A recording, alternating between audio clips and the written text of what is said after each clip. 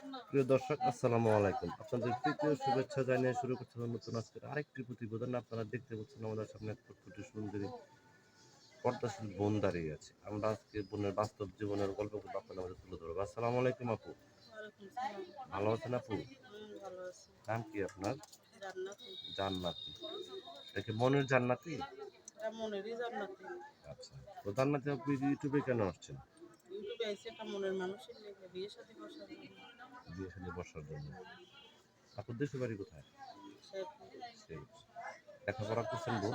নাই লেখাপড়া করি নাই। নামাজ কালাম পড়েন? নামাজ কালাম করি। কোনো কাজকর্ম করেন? হুম। কি কাজ করেন? মানুষের সেলাই মেশিনের কাজ করি। আমার সেলাই মা- মেশিন ছিল চুরি হয়ে গেছে। আচ্ছা আচ্ছা। আপনার কি বিয়ে শাদী হয় না? হুম, বিয়ে শাদী হয়েছিল একটা বাবু আছে। বাবুটাকে যে ঈদ ঈদ ঈদ গেল, বাবুটাকে কাপড় চোপড় কিনে দিতেছেন? কি দিয়ে কিনে দেবো ভাই, গরিব মানুষের কি দিয়ে কিনে দেবো? কামাই নাই, রোজগার নাই। ভালো মন্দ খাইতে পারেন না ঈদে? না, মানুষের বাড়ি যত করে কাজ করি অতক্ষণে খাই। ইউটিউবে যে আসছেন অনেক ব্যক্তি আপনাকে ফোন দিবে, ঠিক মতো কথা বলবেন তো বোন? বলবো।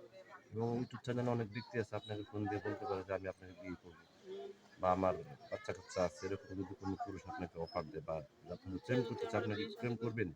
হ্যাঁ করবো। সে যদি আমার দায়িত্ব নিতে চায়, আমার বাবুর দায়িত্ব নিতে চায়, তো বিয়ে শাদী বসবো, সমস্যা নেই। সে যদি দেশের বাইরে থাকে? আর দেশের বাইরে সে যদি বলে যে মোবাইলের মাধ্যমে বিয়ে করবো, দেশে এসে তোমার নিব, তাও আমি রাজি আছি। আপনি কার কাছে বলতে চান আপনার দর্শকদের উদ্দেশ্যে? কি? আপনি কার কাছে বলতে চান দর্শকদের উদ্দেশ্যে? হুম। তো প্রিয় দর্শক, এই জানানদাপুর কথাগুলো শুনলেন। জান্নাতি আপু শেরপুরের মেয়ে। একটা বাবু আছে, যদি কোনো ব্যক্তি আপনাকে ভালোবেসে কাছে কাছে একটু সাধ্য সহযোগিতা করতে চান, আপনার নাম্বারটি হচ্ছে 01863 40400। নাম্বারটা আমি আবারও বলছি, 01863 40400।